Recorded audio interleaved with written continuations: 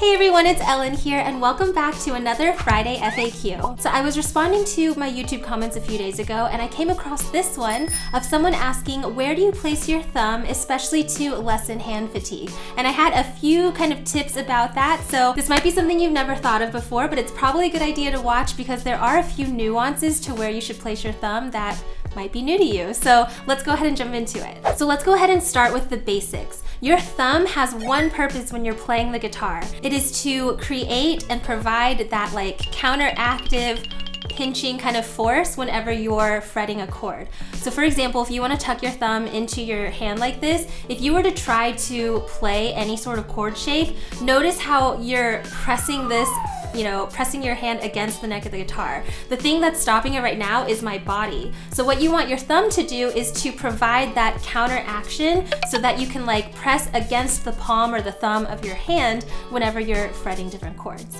Now with that being said and that keeping in mind, your thumb has that one purpose, but based on what you're playing, even just chord shapes, types of music, what you're practicing like scales or something, your thumb position is going to change to best provide the shape for that technique or that skill or that chord.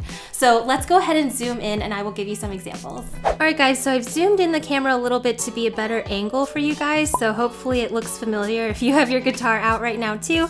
But basically, whenever you're thinking about your thumb placement when playing guitar, you want to keep it more or less perpendicular to the neck of your guitar. Some people will tell you not to have it parallel. I'm going to be a little less rigid. I think that if you have it at kind of a 45-degree angle, that's fine. But more or less, you want to keep it perpendicular to the guitar. But again, that's going to depend on what you're playing. So since most of you guys are beginners on my channel, you're probably used to playing open chords like G. If you're playing an open chord, again, your thumb is kind of cradling the neck of the guitar there and it's gonna be more or less perpendicular. However, if you're playing a different chord, let's just say like a C chord, you'll notice that my fingers are gonna be a little bit more stretched out in order to reach that C shape. So my wrist is gonna come out from the guitar a little more. What that's gonna do to my thumb is instead of cradling it up like this, it's gonna move a little further away, but that's fine.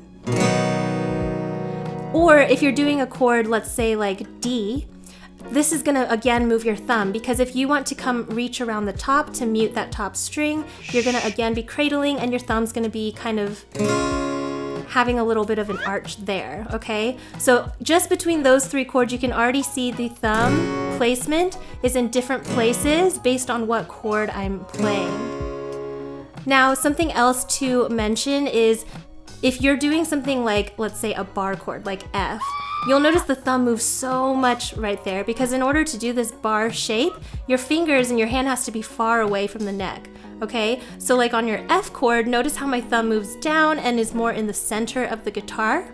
And that's for the best leverage to, provide enough pressure to do that bar chord shape. So again, just with these different beginner chords, you'll notice that your thumb is in a different place.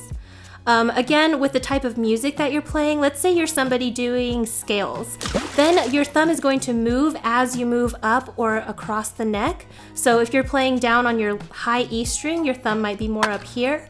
And then when you're scaling down, you might go to the low E string and your thumb will move down here. So again, don't think too much about it. Wherever your fingers are on the fretboard, you just want to have your thumb match to be most comfortable.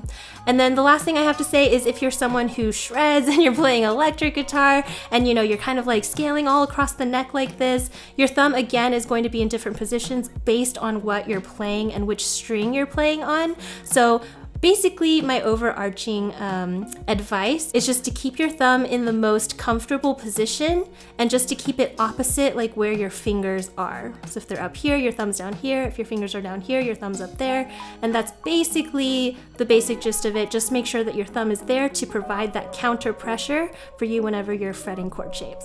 And now really quick to just touch on the fatigue part of your comment. If you're brand new to playing guitar and you're noticing a little bit of hand fatigue, that's gonna be totally normal because when you're playing something new like this, you're gonna be using little fine muscles in your hand that you're not used to using for any other purpose. So that's normal. But if you're someone who's been playing for a while and you're still noticing that your hand is really sore after playing, or specifically if it's your thumb that's really sore, that might be because of bad posture.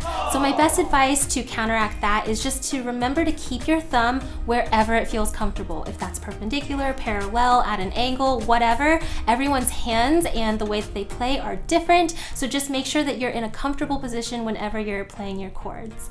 But with that being said, thank you so much for your question. I hope that this video helped. If you out there watching have any other questions that you would like me to answer in future Friday FAQs, make sure to leave those in the comments down below and I will get back to you as soon as I can. But thank you again so much for watching. I hope this helped and I will see you in my next video coming out soon. Bye!